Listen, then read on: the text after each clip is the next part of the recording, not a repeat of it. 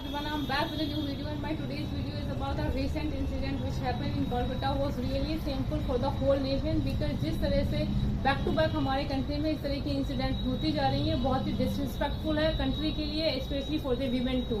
क्योंकि यदि हमारे कंट्री में इतने लंबे समय के मतलब आफ्टर 78th इंडिपेंडेंस हम लोग सेफ फील नहीं करते, हम लोग we are feeling like as if we are living in a barbarian society, तो आप समझ ही सकते हैं कि वो सोसाइटी किस लेवल पे जाके काम कर रही है।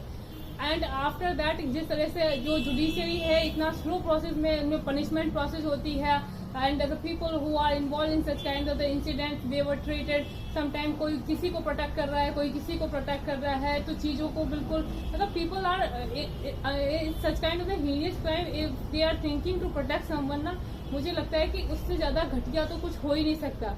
एंड स्पेशली द वीमेन जिनकी फैमिली में जिन लोगों को इन्वॉल्व करा जो लोग इन्वॉल्व है इस तरह के केसेस में, उसमें भी कई womens are those womens who are supporting कि हमारे घर का बच्चा तो ऐसा कर ही नहीं सकता।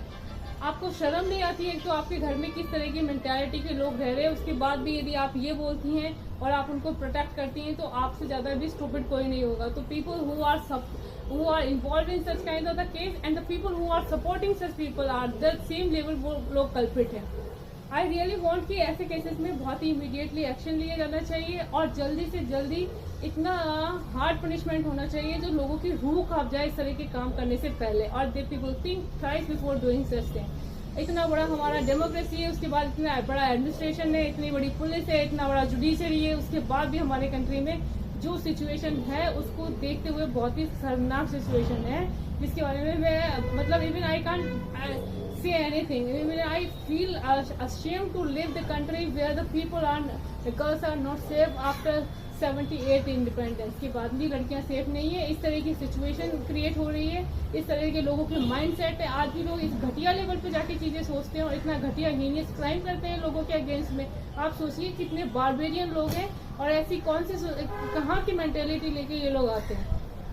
जो लोग अपना प्रॉफिट के लिए या अपने फायदे के लिए किसी की लाइफ ले लेते हैं या उनके साथ इस तरह की क्राइम करते हैं, इतने रेप केसेस हमारी कंट्री में कंटिन्यूसली बढ़ते जा रहे हैं। ये सारी चीजें एक हमारे कंट्री में लोगों की घटिया मानसिकता या उनका जो भी मेंटल डिजीजेस को शो करता है। और जो भी लोग ऐसे मानसिक रूप में इतने हीनियसली बीमार लोग हैं ना एफआईआर से, उन लोगों को तो सीरियसली उनको मार डालना ही सबसे ज्यादा बेस्ट ऑप्शन है। I really want capital punishment for everyone who are involved in such kind of cases in the country, and if because of them if women's feeling unsafe in the same country.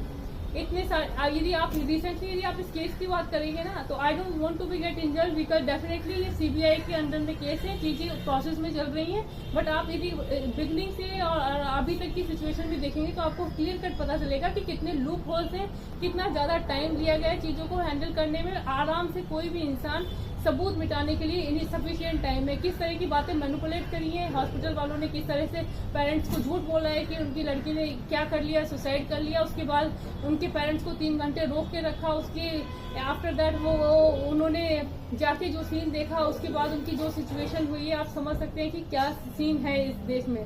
यदि इस तरह के जो parents अपने बच्चों को पढ़ा लिखा के आगे बढ़ा के उनको एक समाज में एक रिस्पॉन्सिबल सिटीजन बनाना चाहते हैं तो वो किस समाज के लिए काम कर रहे हैं, मुझे तो यही समझ नहीं आता कि इस तरह घटिया लोगों के लिए एक इंसान डॉक्टर जो कितने लोगों की लाइफ बचा सकता था, आपने उसकी लाइफ के साथ कितना घटिया मजाक करा है।